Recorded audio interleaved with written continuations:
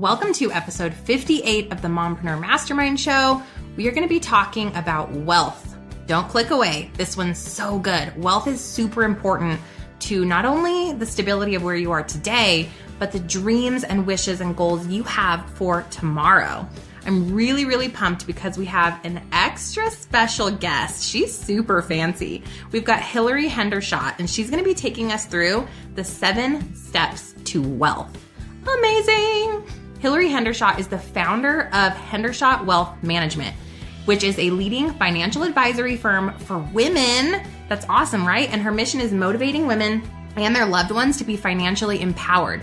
Hilary also hosts the best-selling, highly listened to podcast, Profit Boss Radio, where she offers her guests inspiration and actionable advice to support women in their financial journey to wealth. She's also a TEDx speaker, and she's been featured in the Wall Street Journal, NBC, ABC, Fox, Daily Worth, Forbes, Investopedia. Hilary was recognized as a top 40 under 40 entrepreneur in Silicon Valley in 2018. And she's been named one of the top 100 most influential advisors in the US. Holy smokes, need I say more? Hilary is basically a wealth guru, and I'm so excited to have her on today's show. Let's dig in. What's up, Mama Boss? Welcome back to the Mompreneur Mastermind Show. I'm Stephanie Gass, success strategist and passive income queen creator.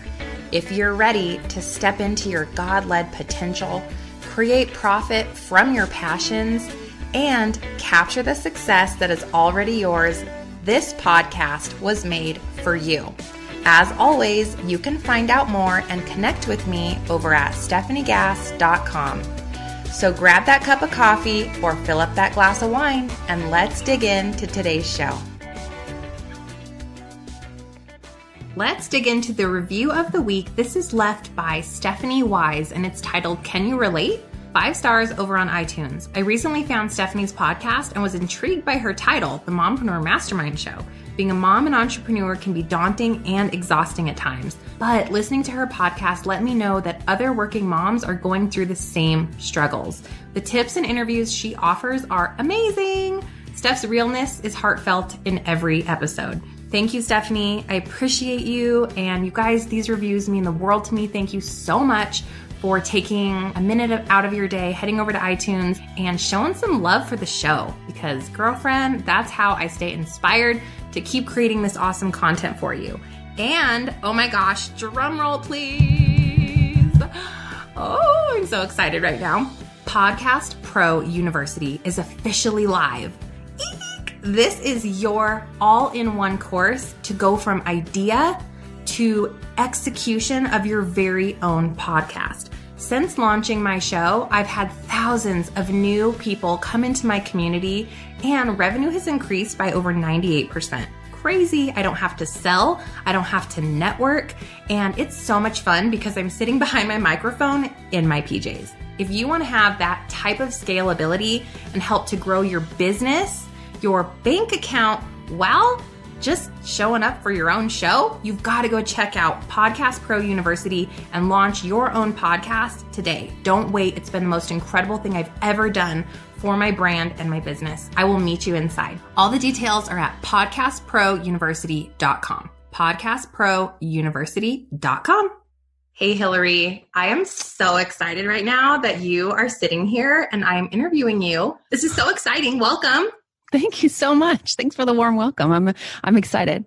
Yes, I was joking on my Instagram stories that I feel like I'm interviewing Oprah or something because you're like such a huge deal. So wow, like just excited for sure. Oh, you're sweet. Oprah's a billionaire, so I'm just going to step into those shoes. Amen. I love that. So the first thing I want to ask you, and I think everybody's going to be curious about, is your story. Like, how did you become so passionate about wealth in particular?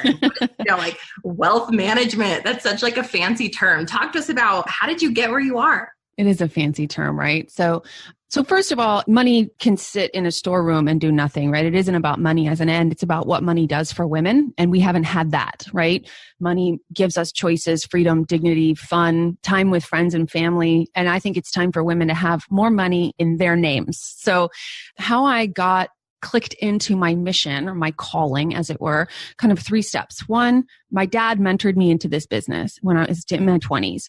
I thought it was pretty boring. And I looked around me and all my colleagues, my competition, they're all old white men, right? So I'm like, I'm the wrong gender. I'm the wrong age. This is not going to work out for me. Step 2, I was working for him and doing a good job advising multimillionaires on their investment portfolios.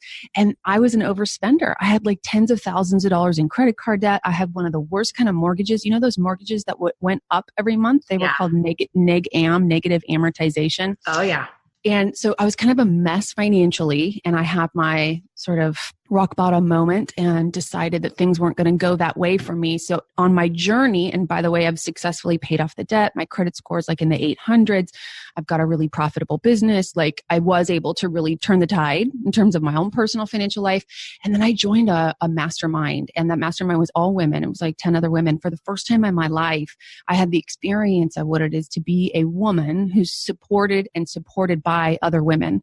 And I was like, holy cow, this is my jam, right? This is me. And so I just really got that there are women who are looking for a woman to guide and support them as it regards building their wealth and making sure that they achieve financial freedom. And so I was like, that is me. Sign me up. I'm all in. So I don't work for my dad anymore. I went out on my own so that I could launch a brand and a business that's all about women supporting women. And, you know, truth be told, about 2/3 of the people who hire me are couples, married couples, right? So now I'm going to change my website because it says Wealth Management for the Empowered Woman. And now it's going to say, I think, a destination for women and couples. It's like, you know, I don't want to ostracize people. That's so funny you say that, because mine's called the Mompreneur Mastermind Show, you know? Yeah. And I've had all these messages from dadpreneurs recently. And I'm like, okay, apparently this is not just like, so I get you. Well, I think it's how much you're talking about your boobs. I'm not sure. Yeah. Oh, I love it. That's probably exactly what's happening. Yeah. Thanks for levity. Thank you for allowing me to make a little joke. Yes, of course. That's why we're here. And then of course, so that brings us to Profit Boss was born, and then, you know, your wealth management company, which is what you're doing today. So why don't you define for us, how do you define wealth, Hilary? Like, what does that mean, that word? Well, the Greek origin of wealth means well-being. So we live in a society where we created money. We use money to get around. We trade it in order, like if in the past, if you wanted my chickens, I had to want your cattle. Like if you have cattle and I have chickens and you want my chickens, you have to trade cattle because that's all you got. Right. So we created money so you could give me money instead of cows if I don't want your cows. And then we forgot that we made it up. Like we just made money up. It doesn't exist. It doesn't have, it's like not a thing, right? So wealth is value. Yeah. It's what you create. Like, for example, I'm talking to you on an iMac. This iMac has tremendous value to me, right? And money just represents that value. So literally the definition of wealth is well-being, but wealth is what we create as human beings when we interact with one another. And don't you feel like it's so much more than, I think people think of wealth as money, but in reality, I mean, wealth can encompass so many things. It can encompass the financial freedom you set up for yourself later. It can encompass, you know, your assets. It can encompass leaving a legacy for your family. Like, do you feel like all of those things are inside of that one word? Oh, yeah. I mean, you just talked about just a few of the things that I'm in constant conversation with my clients about. You're absolutely. And we keep an eye on all of that. So you have your well-being today, and you need to pay for that. You have to have a life that you enjoy so that you don't feel like you're doing without. You know, if you can do without a latte, great. But if you need a latte to be happy, buy a freaking latte. Totally. And then we have to make sure that you're storing up enough of that money so that you can be financially free. You can stop working or work when you want to later. And then if you want to, you know, leave something, set your kids up in life, you can do that too. Or you can leave it all to your university, whatever it is that you want to leave the planet with. Amen. Let me ask you, why do you think that wealth, that word, people hide from that? Why do you think it's so overwhelming, or it's a term that's avoided by entrepreneurs specifically? So say a little bit more about that, because that's not necessarily my sliver of a view. Totally. Like, yeah. Well, I mean, the fear or the it's almost like it's such a scary idea. Like it's an intimidating topic. Yeah. Why do you think it is that way? So a couple things. I think entrepreneurs many of us are money motivated, and you have a lot of business coaches and events that focus on earning more money. But nobody talks about, what do you do with that money once it's in your business bank account? Because it ain't yours. Your money in your business bank account doesn't belong to you. It belongs to that business. And then the kind of 1-2 punch there is just that women haven't necessarily been empowered about money in the past. It's been a male-dominated world. There was a strongly held belief that girls weren't as good at math as boys are, but that's been disproven. I think I still fit into that statistic. Well, look, good personal financial management is simple arithmetic. It's adding and subtracting. You don't have to be good at calculus to build your own nest egg or Amen. fortune. You hear that? I can do this. And then I think Wall Street really was created for men. And I don't think you're going to challenge me, but anyway, I think Wall Street has a language about it. There's a lot of polysyllabic words, the word equities, debits, mortgage-backed securities, right? These terms are designed in this very egoic context. And women are like, not really my thing, sure. Right? Yeah. So it's not that we can't figure it out. I mean, you learned some really technical terms when you were in college, I promise you. But we don't love it. We don't resonate with it. We don't want to really be around it. And so we just go, not for me. And I think we're coming out of that now, but I think there's been a lot of forces that have been holding us back. It's so interesting. I worked at a financial firm for 4 years. Did you? What'd you do? So I was a financial research assistant. So I helped them pick the stocks and the ETFs and the mutual funds and all the things and create the portfolios for these, same as you, $1 million clients. And I think that little experience for me was so invaluable because I learned how to set up retirement plans, how to rebalance portfolios, like stuff that I think so many people hide from. But in reality, it's not rocket science, but you just have to kind of, just as with anything else, say, is this important to my future? And take the time to either hire someone to figure those things out. Or for me, it was like just learning those things. And yes, you were right. It was run by 3 white, older men. Yeah. But just being in that environment for me, it wasn't as intimidating as people make it out to be, I guess. I think that was exactly my experience, that it took me 6 to 8 years in this industry before I felt super comfortable saying I'm a stock market expert. I can engage with you in any conversation about the stock market simply because I know what I know like the back of my hand, because I've talked through it so many times and I've lived through so many economic cycles and like that. But it can be very intimidating. And it's like any skill set, right? I mean, I'm terrible at SEO. I'm just terrible at it. And I feel like can you just repeat that word for me, please? Where is Google Analytics? Where is that? Yeah. We all have our strengths, right? So here is these women that are listening to us. And you guys, if you haven't glazed over and you're like, wait, help me. Like, I need to know, what is step 1 here for the newish entrepreneur to begin their journey to wealth? Like, what do you think step 1 is, Hilary, for those ladies that are listening going like, yeah, I want to get there and I want to understand wealth and I want to feel really confident, but I don't know how to start. Yeah, it's perfect that you ask, because as I was having my own financial turnaround and I was like really honest with myself and other people around me, I'm like, I'm not doing this right. I thought to myself, if I can figure this out, I bet I can give this away. Like, I bet I can teach it. And I bet it's actually fundamentally simple. When I looked back and said, okay, how am I going to make this a framework for women that they can really internalize? I saw that the first thing that I did was decide. I decided that things weren't going to go the way that they were going. I decided I was not going to be a person who carried credit card debt for the rest of my life. I decided to no longer have financial emergencies, right? And so what I noticed is that when you decide, and the root word of decide is the same as homicide, genocide, it means to kill off, okay? So when you decide, you cut off the other alternative. And when you truly decide, I use this example. Let's say your boyfriend invites you to, and I know you're married, but we can all relate to a girl, a lady whose boyfriend invites her to move in with him in a faraway city, right? And the invitation is made. She's like, I'm considering this. Am I really that into you? Do I want to live in that city? It's warm here in Los Angeles and you want me to move to Boston and I'm not sure I like the snow. And so she's considering, right? Yeah. Let's say she decides in the affirmative. She's like, I'm going to take him up on this opportunity. Well, all of a sudden, once you've decided, your view alters and your actions follow suit, right? You call your mom and you say, I'm moving to Boston. You go to the store and you start buying warm clothes.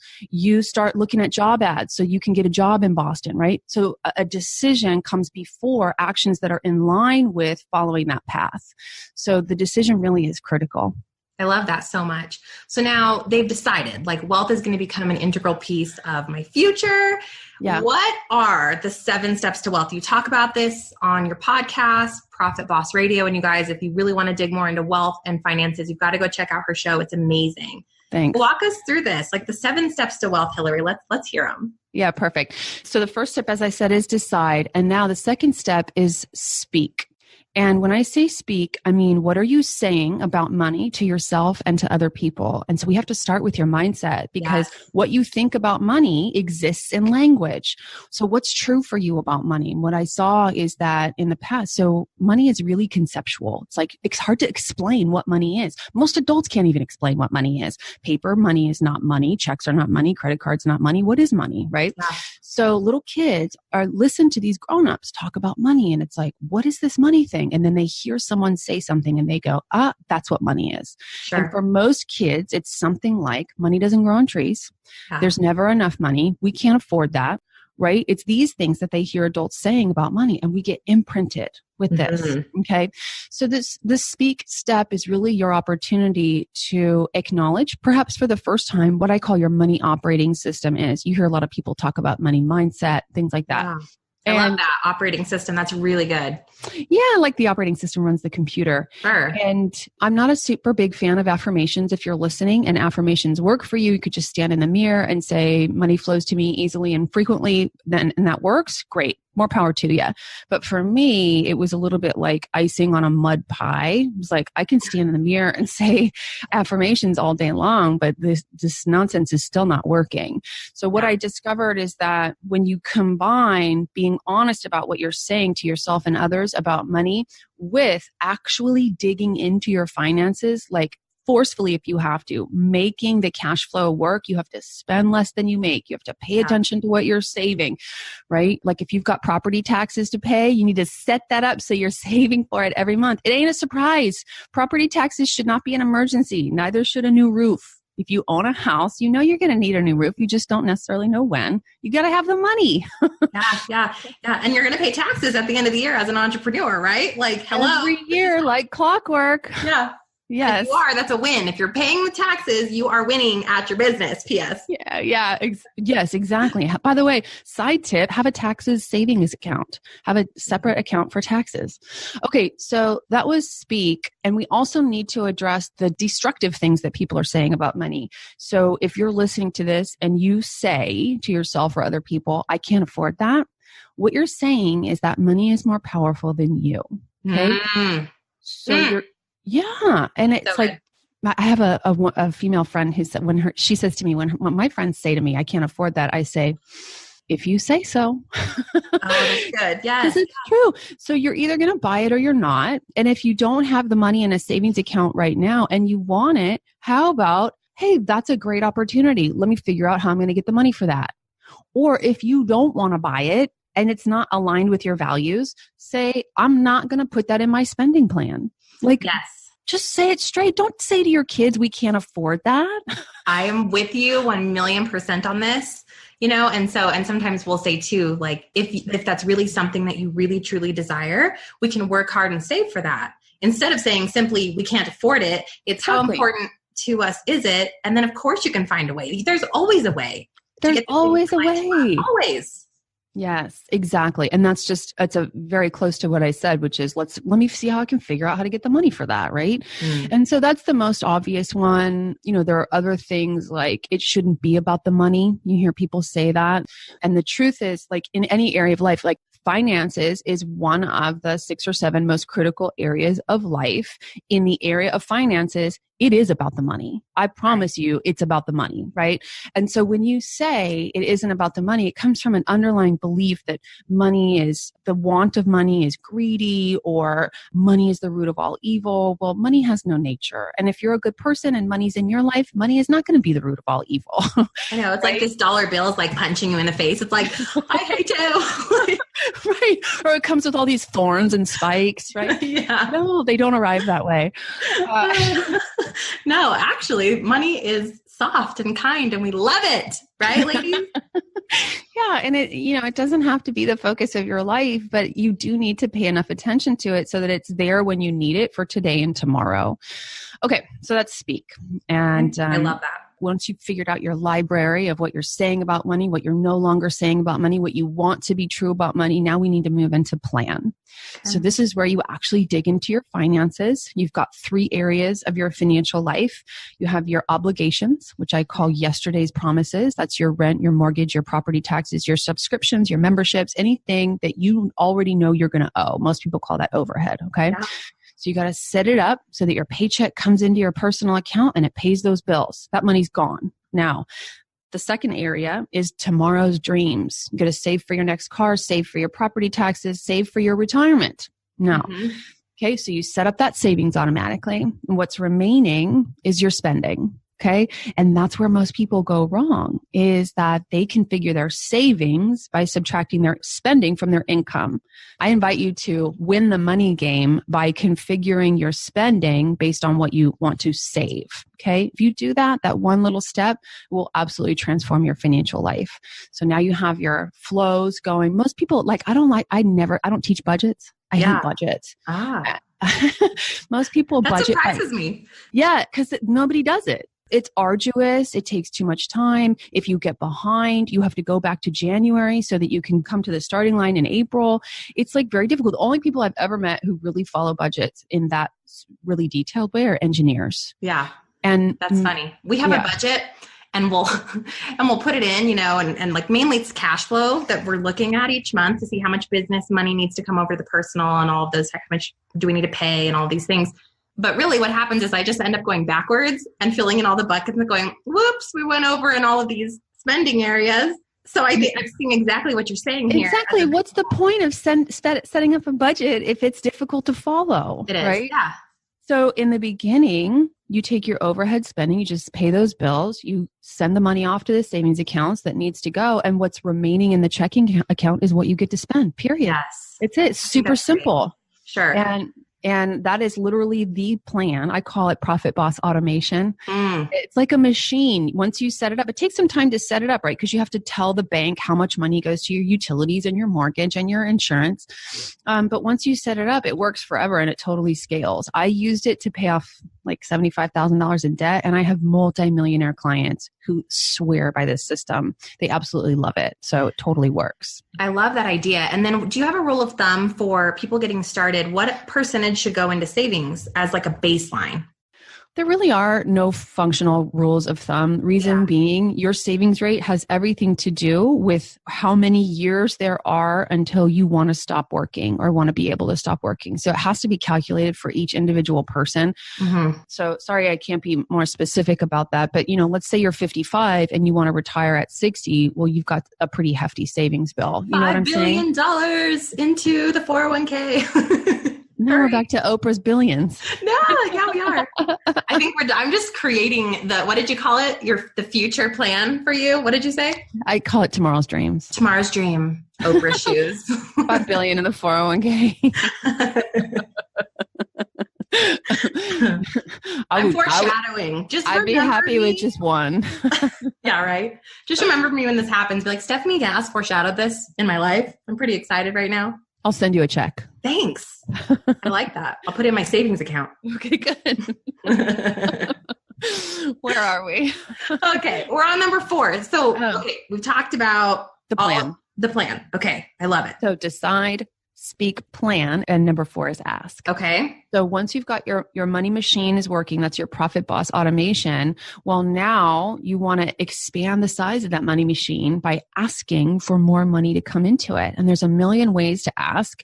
And I invite you to make it part of your daily routine, part of your thought process. But asking can include asking for a discount, asking for a business partner, asking for a joint venture, asking for an employee or an employer. So asking for a job. I ask for clients every day, right? Like I sit in front of people and say, hey, can I manage your nest egg? Can we be pals? Can you pay me to be your financial advisor? Yeah. That's an ask. Yeah. And so you want to just expand the size of that money machine. And I tell you, I hired a new client services director, and every time she gets on the phone with one of my vendors, she asks for a discount. And I was like, you blow me away, girl. We're going to get me some of those, girls. Yeah, exactly. Then she comes to my office on Fridays for our team meeting, and she tells me how many discounts she asks for and how much money she saved me. I'm like, yeah, this totally resonates with my whole jam. She's like, and then can you add that to my check so then I can put that extra in my savings account? So far, she hasn't asked for that. We'll see at her review, right? I like that too, because I think people get freaked out with making a sale. But if you term it as just ask, like that almost takes a lot of the pressure off. Yeah. I invite the folks that I coach to go make it a game to get 100 no's. Mm-hmm. Go play a game called I Get 100 No's. And I said, I've never had anyone actually get to 100, but I said, I promise you, like I can almost guarantee you, you will absolutely transform your life before you get to 100 no's. Like, that's good. You'll have an unrecognizable life. Right? I mean, they did, I heard Tim Ferriss's podcast one time. I could be wrong. My memory is not very detailed. But anyway, he and a couple of his buddies played this game to ask for a discount at Starbucks. Yeah. And he said people were petrified to do it. Like, can I have a $3 cup of coffee? And can I have a discount on that? It's like, what's the big deal? But you gotta warm up your chops somehow, right? Yeah, that's really fun. I think that's really fun. Yeah. Y'all go do that. We dare you. Hilary and Stef challenge. You should lead the way. Yeah, I might. Actually, there's video. If you search on YouTube, I think it's called the Starbucks Challenge, or I think it's the Noah Kagan Starbucks Challenge. You can see video. There are people who recorded themselves asking for discounts at Starbucks. It was like a thing. Did they get one? Some of them did, some of them didn't. Cool. Yeah. By the way, little tip. There's research that says the human brain wants to make sense of things. So you'll get a yes more often if you give a reason. Can I have a discount? It's my birthday. Oh, yeah. Can I have a discount? Lie, ladies. It's National Brunette Day. I did not say lie. No, I know you didn't, but I'm just telling the girls because they're like, ooh, it could be my birthday today. It's National Short Girls Day. Yeah, right? Because I'm smart.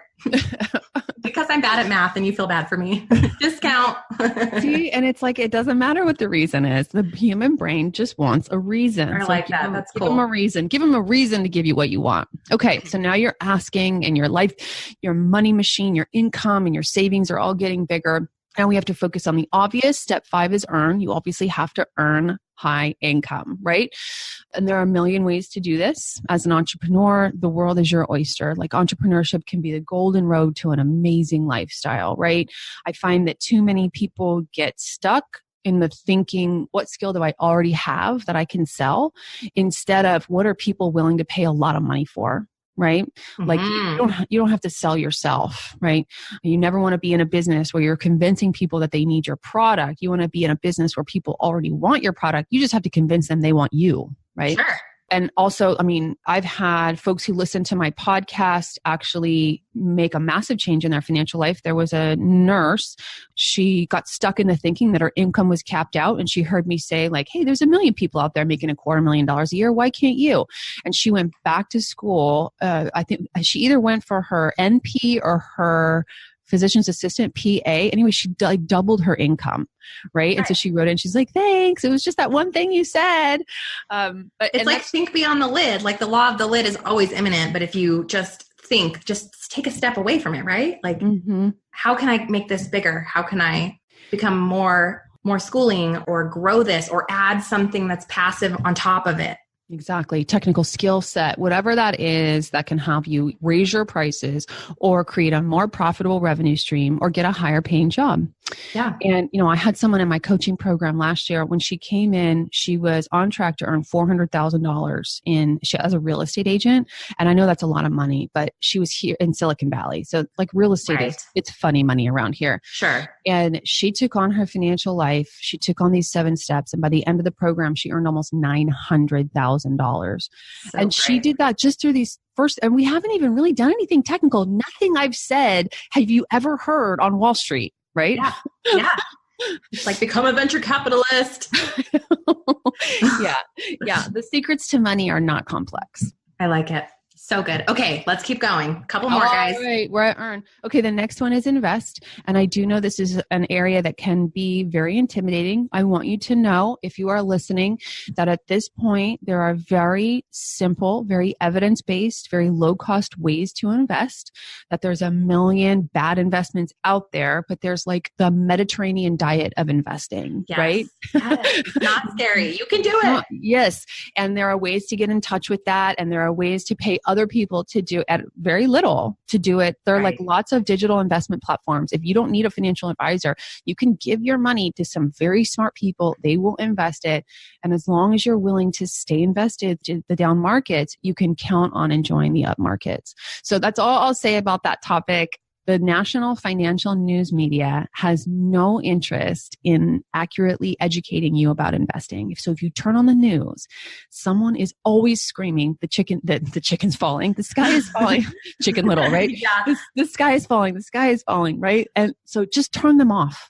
Turn them off. I've been doing this 19 years. Turn them off. It's nonsense. I love that. And if you want more on investing, go listen to Hilary's podcast. Okay? Yeah, thanks. Lots of episodes on that. It's a huge topic and hard to talk about.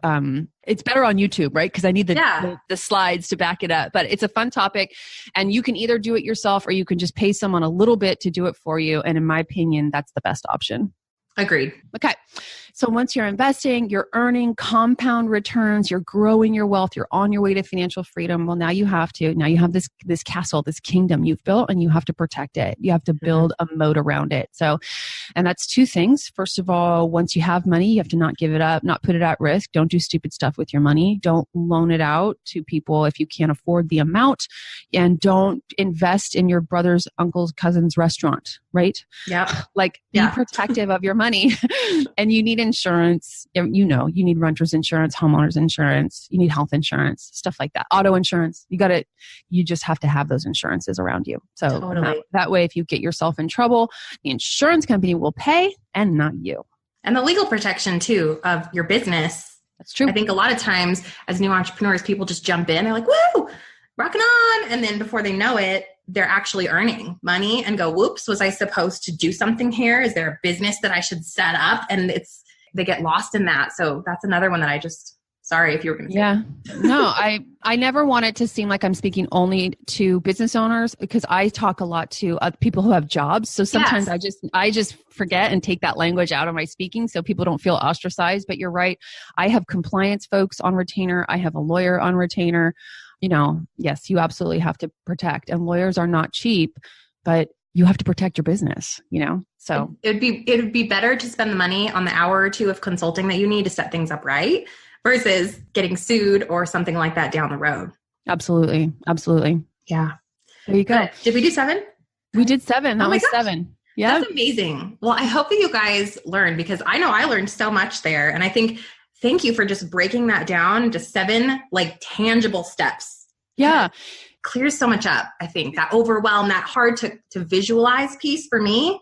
Right. And so when you hear, we've all heard the stories of lottery winners or NFL players who get tens of millions of dollars and they go broke. And the reason they went broke is because they were failing to execute on one or another of these 7 steps. You have to have all of them in place at all times in order for money to come into your life and stay in your life. Okay. So it's not just earning money. That protecting your money is a separate skill set, but it's learnable like anything. I mean, you learn to speak English at some point, so you can learn these 7 steps to wealth. And, we when I worked with 9 women last year, and we promised them a $50,000 difference in their net worth. So we promised, okay, if you come within 24 months, you'll have $50,000 more in your net worth on your balance sheet than you do now. And the minimum we produced was $77,000, and the most we produced was $530,000. That's incredible. Yeah, so this works. Yeah, heck yeah. Like, wow, there's some case studies for y'all. Yeah. And that's not like an investment product. No, none of that is investment returns at all. That's just learning how to organize your money, how to talk about money, how to ask for money, how to earn money, and how to protect it. That's it. Amazing. Yeah. Well, wow. Hilary, you have taught us so much today. I think you're just such an amazing example for women and all the mamas listening, and just stepping into your calling and doing something so unique and cool. So I feel really blessed about that. Thank you so much. You're welcome. Well, everybody's going to want to know, where can they find you? How can they learn more about your podcast? And tell us all the things. Okay, perfect. So if you have room in your podcast lineup, I check out Profit Boss Radio. Okay. I am going to be actually starting to take applications for this year's only cohort of the program, the coaching program I've mentioned. That's on April 11th, 2019. If you're interested in considering that, check out 50K wealthmultiplier.com. That's the number 50K wealthmultiplier.com. And you can find everything I do at hilaryhendershott.com. And I'll link all that in the show notes for you guys as well, in case you didn't catch that. So thank you again, Hilary. This has been a blast. Thank you. Just wow. How much did you learn about wealth in this amazing interview? Woo! I know I'm ready to head on over there and invest some moolah and get all those finances totally in order. So thanks to Hilary. That episode was great.